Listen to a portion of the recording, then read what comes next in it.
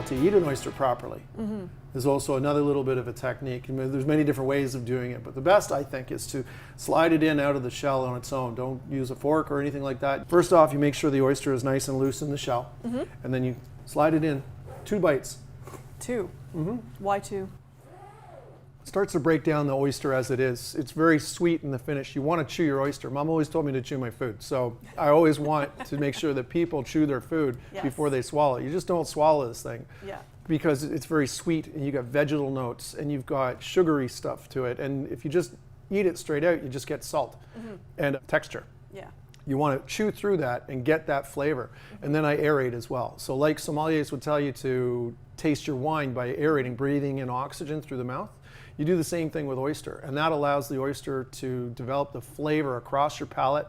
We're lucky in North America, we have 5 different species of oysters to use and to taste. Each one has its own flavor range. So East Coast oysters are salty sweet. West Coast oysters have ocean sea salt, sweet cream, melon, and cucumber. So they can get very complex. So that's why when I'm telling people to enjoy oysters, to do it without any lemon, without any sauce, it's just to sort of, first 1 or 2, just to balance your palate and to really taste the flavor of the ocean that's been provided by Mother Nature. What is a fresh oyster supposed to look like? Well, fresh oysters should be a good oyster when you're buying it. You want to get the oysters and bring them together.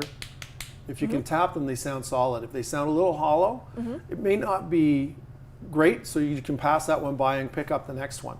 But you want to look for a great shell, and when you can do this too.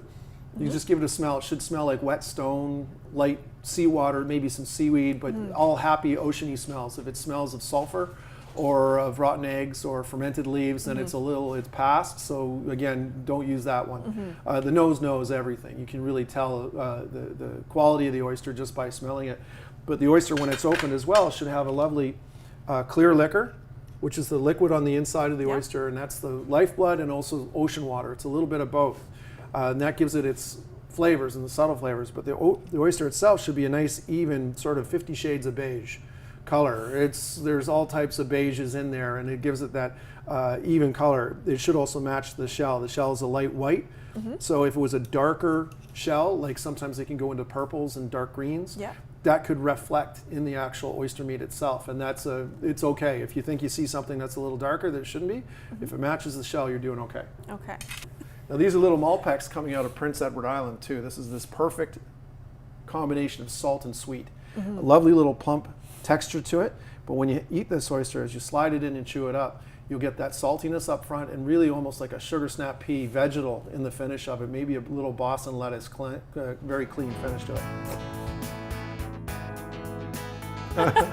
Thank you very much for coming out. You're always welcome.